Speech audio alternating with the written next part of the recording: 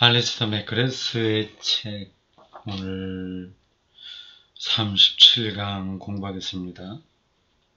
직접 내용으로 들어가죠. 214쪽 위에서 다섯 번째 줄입니다. 다섯 번째 줄입니다. 분명히 말하자면 지금 신나는 장면이에요. 신무신론자들의 모순을 정확하게 짚고 있습니다. 한마디로 하면 그들은 형용모순에 떨어졌다고 할까요?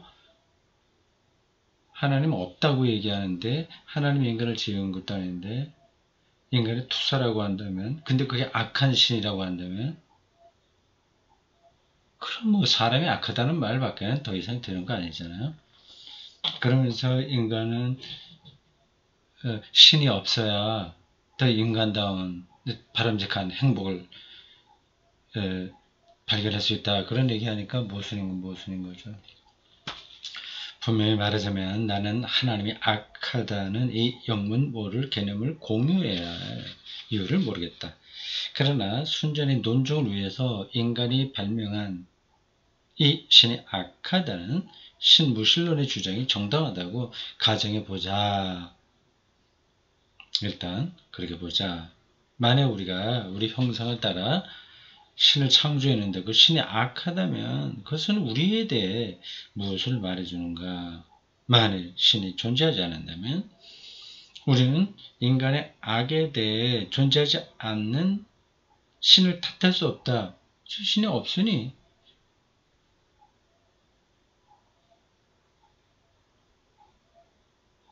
그러니까 신이 우리를 창조하지도 않았으니 우리에게 있는 악을 신 탓을 돌릴 수 없잖아요. 잘못은 순전히 우리에게 있는 것이다. 신에 대한 우리의 믿음은 우리의 진짜 모습을 보여주는 거울이다. 이 딜레마에서 벗어날 유일한 길은 과거에 실패한 수많은 철학과 종교의 근저에 있는 도덕적 이원론에 벗어나는 것이다. 신무신론자들이 이 딜레마에서 벗어나기 위해서 도덕적 이원론에 호소한단 말이죠.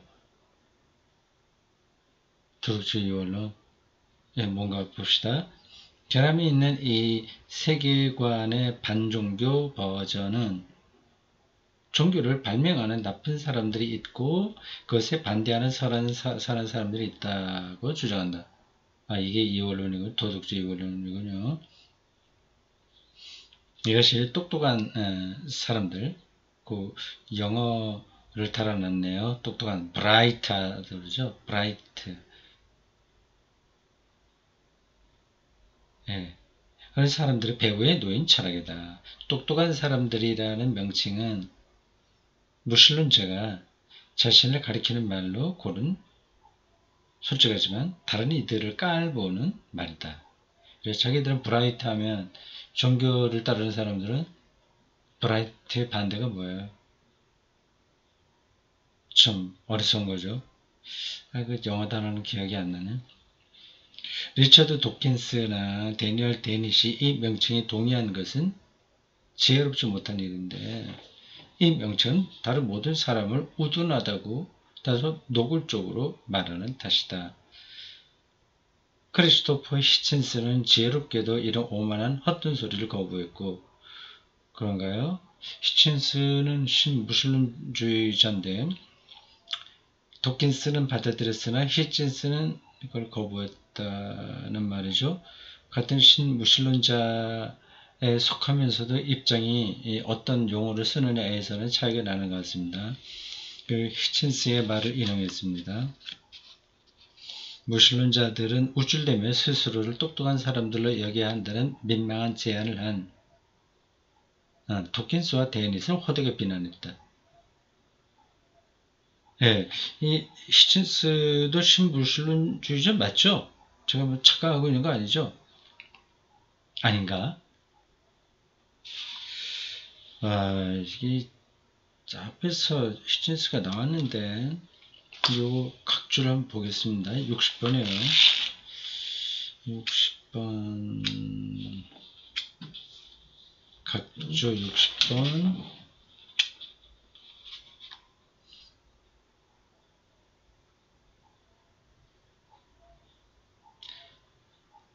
59번에 이 사람의 책 이름이 나오는군요. 크리스토퍼 히친스의 책 God is not great. 하나님은 위대하지 않은 거야. 위대하지 않은가가 아니라 위대하지 않다. 그죠? God is not great. 히친스의 책입니다. 하여튼 내 머릿속에는 이 히친스가 도킨스와 마찬가지로 신무신론주의에 속한다고 알고 있는데 만에 틀리면 나중에 또 교정하겠습니다. 네, 여기서는 이제 이 사람이 도킨스와 데닛을 비난했다고 합니다. 그러나 똑똑한 사람들이라는 발상이 아무리 불만족스러워도 신무신론이 자초한 치명적 모순에서 빠져나갈 길은 그것밖에 없는 것처럼 보인다.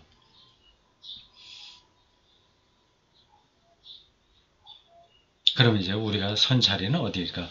철학자 존 그레이는 우리가 인간 본성을 비판적으로 바라보고 그 한계와 일탈을 알아볼 수 있어야 한다고 주장한다. 그렇죠.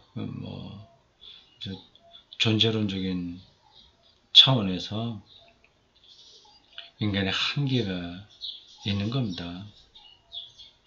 과학마저도 잘못될 수가 있는 게 인간에게 있는 한계와 일탈적 요소 때문입니다. 그렇다 종교는 심각하게 잘못될 수 있다. 그래 이렇게 선언한다. 종교만이 아니라 과학도 마찬가지로. 그러나 잘못은 종교에 있지 않다. 대량의 살상 무기의 확산에 대해 과학을 탓하거나 고문 기법의 개선에 대해 의학이나 심리학을 탓할 수는 없는 것과 같다. 잘못은 다루기 힘든 인간이라는 동물에게 있다. 아마도 우리는 일부 인간 동물들이 이제 그런 제한 한계들을 극복하고자 적극적으로 노력하고 있다. 는 사실에 놀라워해서는 안 된다. 예, 그 신무신론자들이죠. 우리가 그 악한 신으로부터 해방되면 우리 모든 걸 잘할 수 있어 얘기 아니겠습니까? 그렇게 노력하는 그런 사실에 놀라서는 안 된다. 지금 맥그레스가 얘기합니다. 근데 그런 노력에 대한 설명이 그 문장 가운데 따로 있습니다. 인간이 선하다고 말하는 그럴 법하지 않은 세계로 물러남으로서가 아니라 진화 과정의 방향을 바꿈으로써 그렇게 노력한단 말이에요. 진화 과정의 방향을 바꾼다. 어떻게 한다는 걸까? 그게 이제 이렇게 다음 항목에 나오는 것 같습니다. 소제목이 이렇게 달려 있습니다. 우리의 한계를 초월한다. 퀘션 마크가 달려 있어요. 우리의 본성을 바꾼다. 퀘션 마크가 다 달려 있습니다. 이렇게까지 노력을 하는군요. 그러니까 뇌를 완벽하게 제어해서 지고지선한 인간을 만들어낸다. 그런 발상 아닐까요? 그런 꿈을 꾸고 있는 것 같습니다. 근데 그 얘기가 이제 여기서 나오고 있습니다. 인간은 언제나 더 나은 세상과 더 나은 사람들을 꿈꾸었다. 메리 셸리의 소설 프랑켄슈타인 1818년 아주 옛날에 제가 읽어본 것 같은데 기억이 가물가물하네요. 이것은 기술을 통해서 새로운 생명을 창조하는 꿈과 이 새 생명체가 그 창조자를 대적할 때 벌어지는 악몽의 전형적인 진술이 되었다. H.G. 웰스의 소설 모로 박사의 섬은 다원주의 주제를 보다 분명하게 탐구해. 다원주의가 아니라 다윈주의. 다원이 아니라 다윈주의. 그것에 대한 설명이 그 문장 중간에 따로 들어 있습니다. 이 다원주의 주제란 이런 거죠. 이를테면 진화의 과정을 단축시켜 동물을 인간으로 즉시 변화시킬 수 있는지 여부. 와, 그렇게까지 연구를 해간단 말이죠.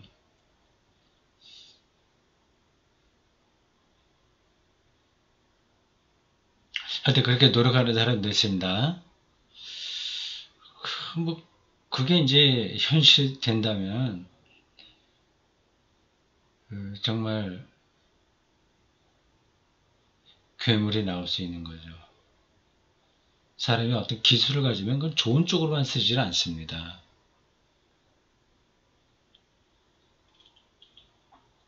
나쁜 쪽으로 쓰게 되죠. 다이너마이트, 그거는 이제 폭발적인 능력을 통해서 뭐 광산이나 뭐 이런저런데 우리가 자연을 잘 다스리는데 인간이 좀 더 살기 좋아지는데 도움이 되지만 그게 또 대량 살상 무기가 되잖아요. 인간의 뇌를 완벽하게 지배할 수 있는 기술이 나온다면 어떤 미래가 펼쳐질지 낙관하기 힘듭니다. 인간에겐 그 재앙과 일타 이런 게 빼놓을 수 없기 때문에 그렇습니다. 이런 꿈들은 이제 과학과 기술의 진보로 새로운 에너지를 얻고 있다. 많은 이들은 다윈이 우리가 어떻게 진화했는지를 보여주었다고 주장한다. 그러니 이제 우리가 그 과정을 주도하여, 진화의 과정을 주도하여 우리의 미래의 진화를 총괄할 수 없는 이유는 무엇인가? 그걸 메커니즘을 알기만 했으면 우리가 할 수 있다. 그죠? 우리가 유전자 풀을 맡아 이제 풀이 뭐죠?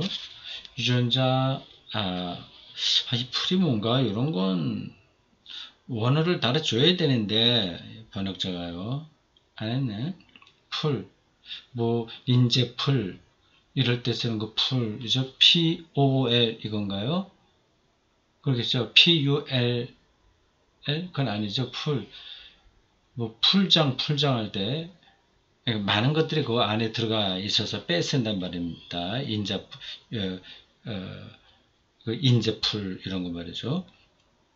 유전자가 많이 이렇게 들어있는 좋은 것들이 들어있는, 뭐 좋다기보다도 인자의 풀, 그 창고 같은 데를 맡아서 결점을 제거하고 인류의 미래를 확실하게 보장하면 왜 안 된단 말인가?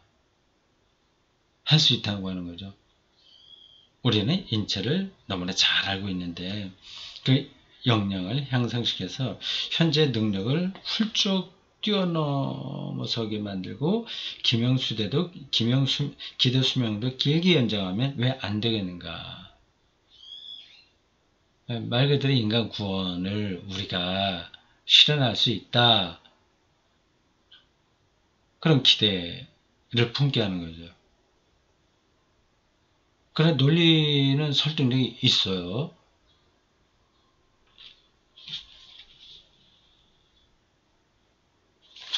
이런 질문들은 과학자들이 하나님 행세를 하는 데에 대한 깊은 문화적 우려를 불러일으켰다. 과학자들이 하나님 행세한다. 이것은 쉽게 묵살되지만 결코 무시할 수 없는 비판이다. 인간이 우리가 원하는 대로 합리적이고 도덕적이라면 큰 문제가 없을 수 있다.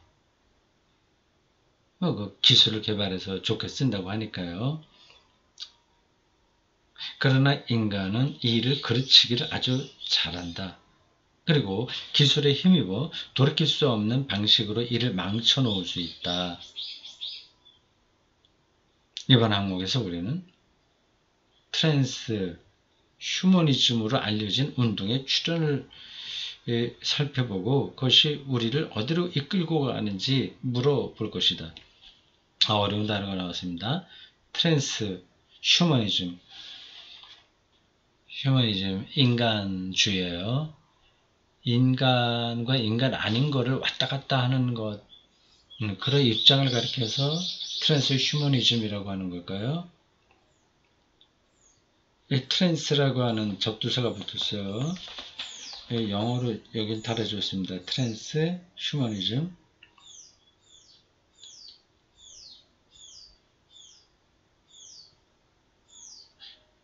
그 트랜스가 그런 뜻을 가지고 있는 접두사는 맞죠? 여기저기 왔다 갔다 교차될 수 있는 어떤 것을 가리킬 때 하는 거예요. 성도 남성성과 여성성, 그게 두 가지를 다 가지고 있는 사람들을 가리켜서 트랜스젠더라고 하던가. 그렇죠. 일단 이 단어는 제가 처음 대하는 단어인데 느낌으로 보면 인간과 인간 아님, 아니 과학에 완전히 통제된 것으로 왔다 갔다 할 수 있는 그런 입장인 것 같습니다. 이제 트랜스 휴머니즘의 설명이 되네요. 봅시다. 그럼 트랜스 휴머니즘이 무엇인가? 트랜스 휴머니즘은 다양한 방식으로 설명할 수 있다. 이 운동은 응용 이성을 통해, 응용 이성, 이것도 어려운 단어라서 잘 쓰지 않은 겁니다. 그냥 남의 뜻으로 봐도 어떤 뜻인지 대충 알겠습니다. 응용 이성, 응용한단 말이에요. 이성, 응용할 수 있는 이성, 옳고 그름을 판단하는 어떤 것이 어떤 논리로 흘러가는가 하는 것을 잘 따질 수 있는 게 이성이지 않습니까? 그러니까 응용하는 인간의 이성이에요. 진화의 메커니즘을 통해서 어떻게 이용한다는 거죠. 어떻게 널리 이용 가능한 기술을 개발하고 사용하여 노화를 없애고, 그런 연구는 뭐 계속 벌어지고 있습니다. 노화의 원인이 뭐냐 하는 것들을 과학자들이 연구해 되고 있습니다. 노화되지 않고 다시 젊어지는 길까지 찾을 수 있을지 모르죠. 그러한 생물의 메커니즘을 발견할 수도 있을 겁니다.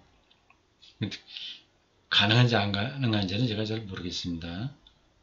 메커니즘을 안다고 해서 그걸 현실화 할 수 있냐 하는 건 또 다른 얘기거든요. 노화를 없애고 인간의 지적, 물리적, 심리적 능력을 향상시킴으로써 인간의 조건, 인간 조건을 근본적으로 개선하는 것이 가능하고 바람직하다고 단언한다. 트랜스 휴머니즘, 그걸 얘기하는 거죠. 이 목표는 기술을 사용하여 달성될 것인데, 그것은 인간의 근본적인 한계들을 극복할 수 있게 해줄 기술의 장래성과 잠재적 위험을 연구한다는 뜻이다. 과학자들이니까 당연히 이렇게 해야 되지 않겠습니까? 그럼 뭐라고 할 수는 없어요. 따라서 트랜스 휴머니즘의 의제는 트랜스 휴머니즘의 아젠다죠.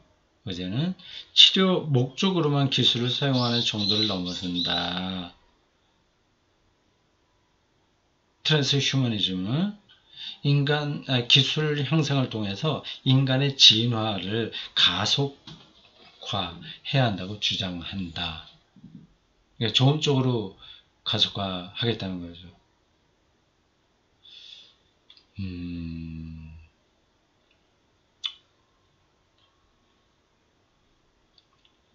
그러니까 누가 옆에서 뭐 이래라 저래라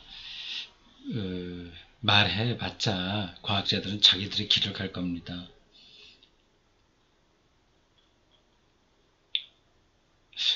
배아 복제인가? 그 문제가 좀 심각하게 아주 오래전에, 아니 오래전이 아니라 10여 년 전에 있었고, 그때 당장 무슨 그 대단한 것이 일어날 것처럼 떠들썩했거든요. 복제양 둘리 이거요. 그러니까 성체 배아 세포죠. 세포 하나에서 이미 세포로 된 것 안에서 이걸 배아로 만든다고 하는 겁니다. 이 배아는 뭐든지 될 수 있는 기초 단위이거든요.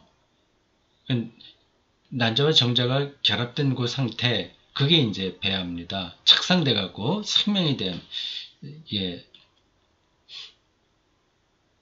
배합니다. 그걸 잘 키우면 거기서 팔도 나오고 간도 나오고 심장도 나오고 다 분화가 되거든요.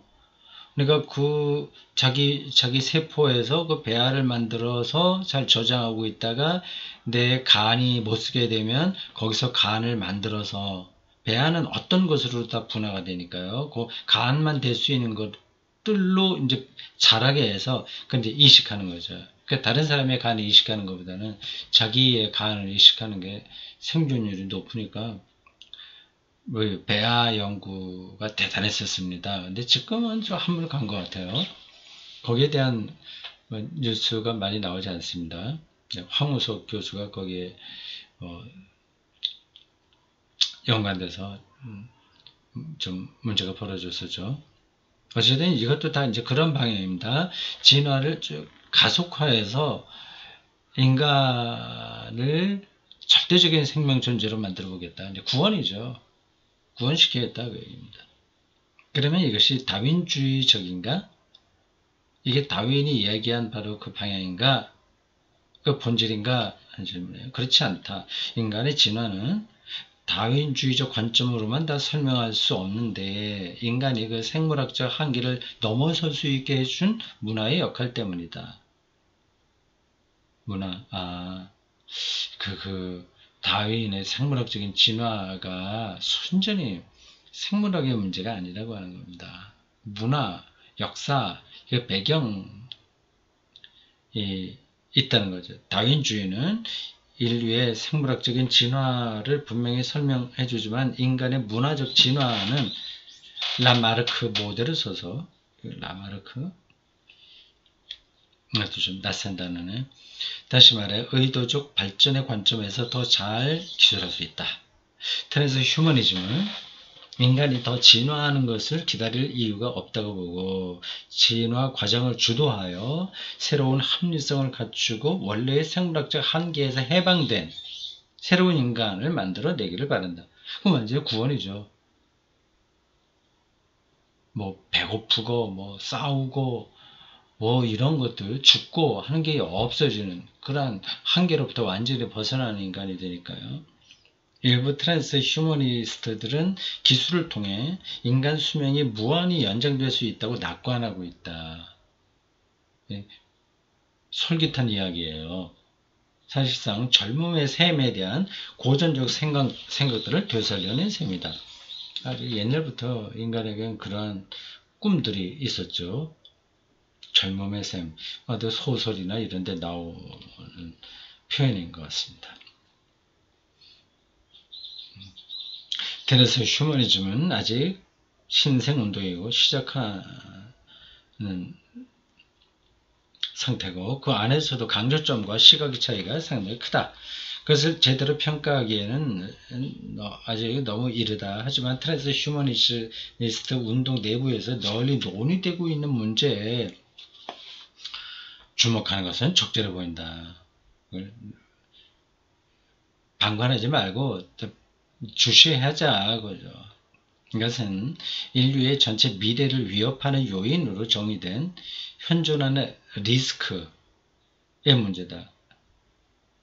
그렇죠.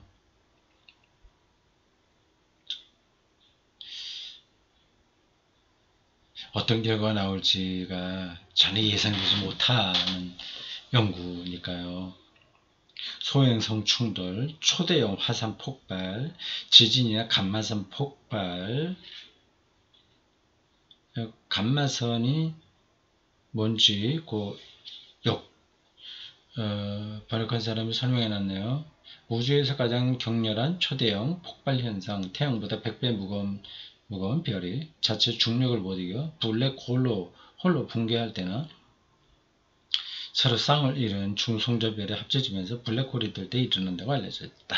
그러나 감마선 폭발 같은 자연적 위험 요소는 언제나 존재해왔고, 그렇죠.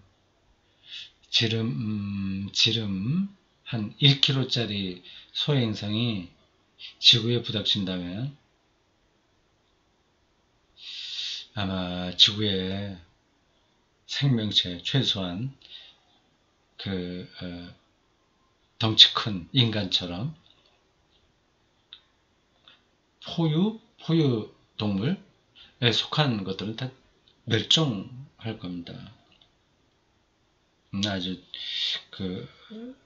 아주 우리가 낮은 단계에 있다고 하는 생명체, 바퀴벌레나 쥐, 어디서나 생존할 수 있는 그런 생명체만 살아남겠죠.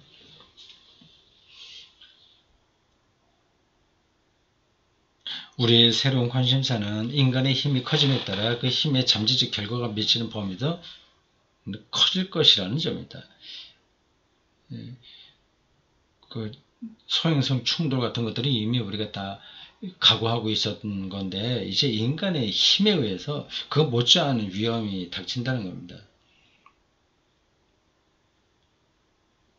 점점 더 큰 힘을 갖게 되니 인류는 자신의 존재 자체를 위협하는 실수를 저지를 수 있다. 결국 인류는 스스로를 파괴할 수 있는 수단을 이미 개발했고 핵무기죠.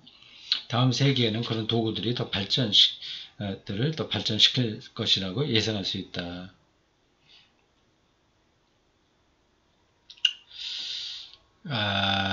그럴 수도 있겠죠. 지금은 여러가지 안전장치로 핵 보유한 나라들이 많지 않으나 언제까지 그러리라고 하는 기대는 못합니다. 어떤 개인이 그런 것들을 만들어낼 수 똑같은 지금과 같은 핵폭탄은 아니나 그 핵폭탄 못지않은 폭발력을 가진 무기 아니면 그런 어떤 물체 그런 것들을 이제 개인 연구소에서 만들어낼 날이 올 수도 있습니다. 지금 세계 인터넷이 이렇게 구축되어 있는데 그 모든 인터넷을 이제 파괴시키는 것도 가능한 거죠, 사실. 그러면 뭐 완전히 세계는 카오스가 되어버립니다. 은행, 돈거래, 모든 것들이 다 파멸되니까요. 파괴되니까. 시간 봅시다. 한 3분여만 하면 되군요. 6장이 오늘 끝나게 되겠습니다. 다음부터는 7장으로 가게 됩니다. 하지만 이러한 인류 발생적 현존 리스크, 즉 인간 활동이 초래하는 위험들은 반드시 전쟁이나 테러로 생기라는 것이 아닐 수도 있다. 가장 큰 현존 리스크 중 일부는 위험이요. 외부 세계나 우리의 생물학적 구조를 조작할 수 있는 능력을 급진적으로 확장시키는 잠재적 미래 기술의 획기적 발전을 통해서 생겨날 수 있다. 이제 그 한 예가 트랜스 휴머니즘이라고 하는 겁니다. 발달된 형태의 생명공학과 기계지성의 발달이 인공지능 같은 것들이요.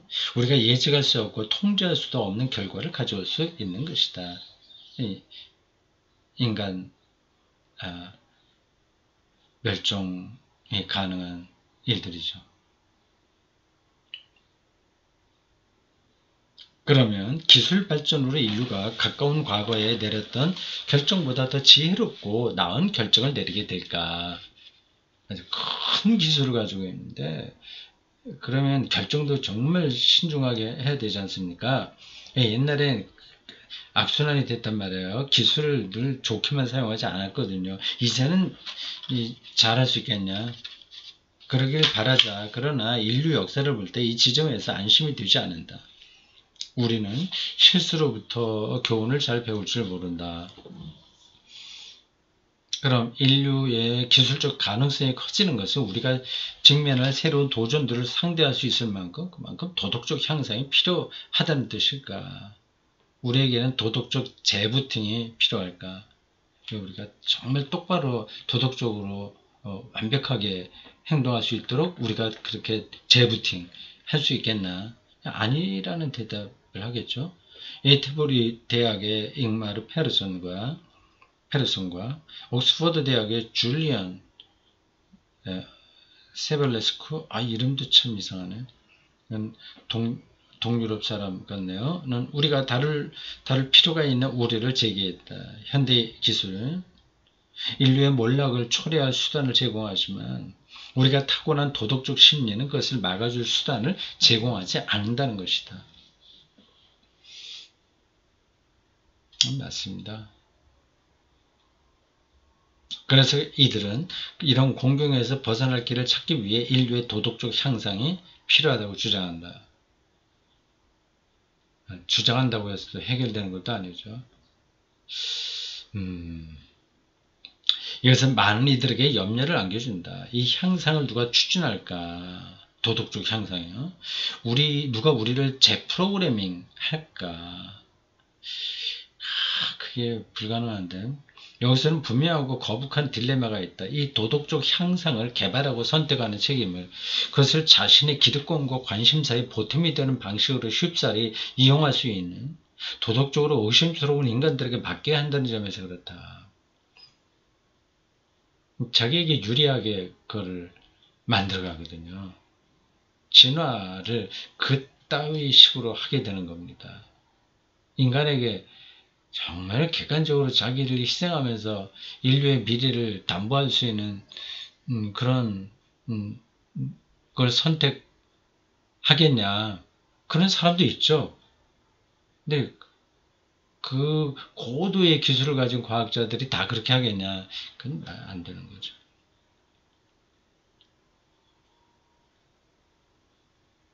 어쩌면 우리는 분명 새로운 도덕이 필요할지도 모른다.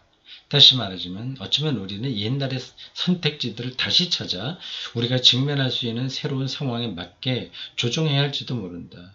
우리는 인간으로서 어려운 질문들에 맞닥뜨렸고 과학 그 자체가 그 질문들에 답해 주지는 않을 것이다. 우리는 이후의 장에서 윤리의 토대를 고찰하며 이 문제를 다시 다룰 것이다.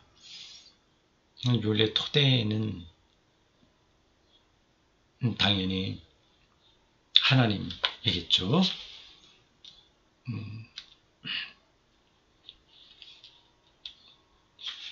네. 자, 오늘 여기까지입니다.